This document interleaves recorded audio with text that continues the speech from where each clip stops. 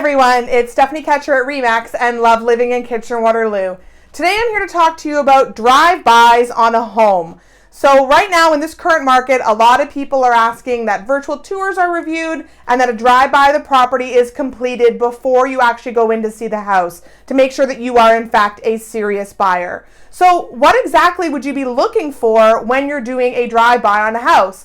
There's quite a lot of things that you can actually see when driving around a neighborhood, and here's a couple of things that I would definitely suggest you look for when searching for a home and doing a drive-by on a possible property that you want to purchase. So the first thing you want to do is drive around the neighborhood. Check out what's happening there. Are the lawns maintained? Are there nice cars in the neighborhood? Are there lots of dilapidated cars parked in people's driveways? You want to make sure that the neighborhood you're going to is suiting what you're looking for. Maybe it suits your budget. Maybe the people fit in with what you're looking for. Maybe you love the way the neighbors are active and running and doing all these great things. So drive around the neighborhood, see who's walking around, maybe take a walk yourself, chat with the neighbors, find out what they love about it. That's definitely an important one to know what's not only near the house directly, but also the neighborhood around. So you're looking for schools, shopping, churches, community centers, anything that you might be going to on a regular basis. You want to make sure that those parks are nice and in good order. You want to make sure that it's close to your job, possibly, that the commute is good, or close to an expressway or an entrance to the 401. So there's lots of important things to look for in a neighborhood. You may not know the neighborhood very well, so go ahead, drive around, check it out,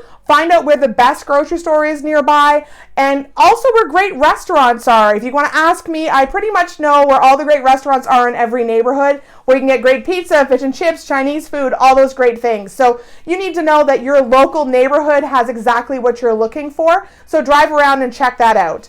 The next thing you want to check out is the neighboring houses directly, not just the ones next door and across the road, but also the ones in the backyard, because those are ones that you're going to be looking at regularly often as well. So you want to make sure that you know which home is in the backyard, or homes if it's multiple. Maybe look on Google Maps, get an idea of what the neighboring street is behind. And if it's a busy street and there's no house behind, is that a street that you can actually live backing onto? Is there something else that you're backing onto that you didn't know? Maybe power lines, an apartment building, a multi-residential complex, things like that. So you need to know, maybe by Google Maps or by driving around, what is directly behind the property that you may not have seen in the photos. Sometimes those things aren't evident in the photos and they can be hidden. So it is important that you look directly, neighbor-wise, across the street, and also in the backyard. And you're checking to make sure that those neighbors maybe aren't hoarders, don't have a couple of dead cars in the driveway. Maybe they're running a daycare and you don't like kids that much. Make sure that the house is not full of backyard items, trampolines, play sets, swing sets, sandboxes, all those things that say children live here. If that's something that bothers you, make sure that you're aware of what the neighbors have going on directly beside you as well. Because you're going to not only be living in the home, but living next to those neighbors, and it's important to love where you live.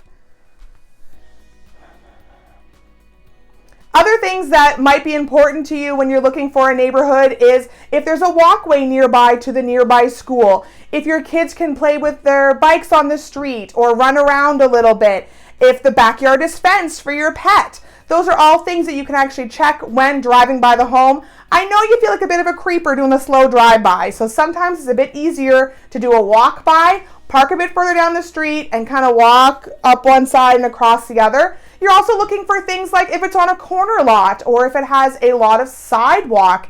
If you don't like shoveling, obviously knowing if it has a lot of sidewalk or it is a corner lot with double the sidewalk is important to know. So that's something you would look for in a drive-by as well. Other things that you might want to look for are street parking. So is there enough parking for your guests when they come to visit? Or is it the home in a neighborhood where the houses are so close together that there isn't a single parking spot left on the street? And when someone comes to visit, you're going to be juggling cars or carrying them onto your front lawn or parking a car in the garage. You need to know the parking situation works for you. If you have two cars and it's a single wide driveway and there's no way to make it double wide and you're okay with moving cars back and forth, that's great.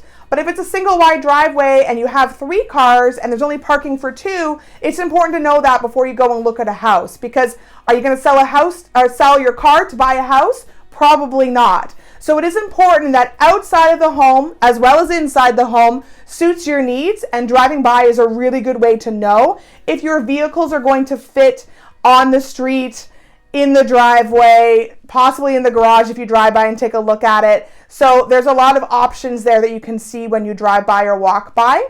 Other things that you're not able to see often in photos is the grading of the property.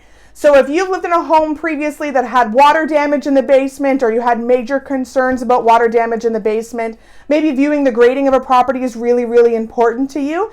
And you can't always see if there's a hill behind the property or if the land slopes away from the house. So those are things you can see on a drive-by or a walk-by that are also something important to a lot of people to look for to make sure that that basement stays nice and dry. If the house is in a complex, drive around the complex. See if there are nice areas for sitting, a park, maybe the mailbox has a nice area or the garbage area is nice and clean. You want to make sure that those complexes have clean areas. If you're there in the winter, that they've been well shoveled and taken care of. You also want to make sure the lawn has been cut and that all of the neighboring houses, say townhouses for example, are going to be the same color, the roofs are in good condition, they're not falling apart. If a condo complex has a lot of signs that it's been in disrepair, you can know that that's going to be a very expensive repair down the road and that you would be on the hook for that within a condo fee. Not always do the condo fees cover all the work that needs done in a condo. So it is very important in a condo townhouse complex that you're looking at not just the one property, but the entire complex to make sure that it's been well cared for. So if you found a property that you love, you've seen it online, you've been loving the photos online, you've now driven by and seen it, but you're not even really looking that much, just passively looking. When you get serious, let me know, give me a call, we'll go in and see that house. I absolutely love to go in and see homes, and even now I am still showing homes on a regular basis. So remember, there's always fun to be had in real estate. Let's get together and have a laugh.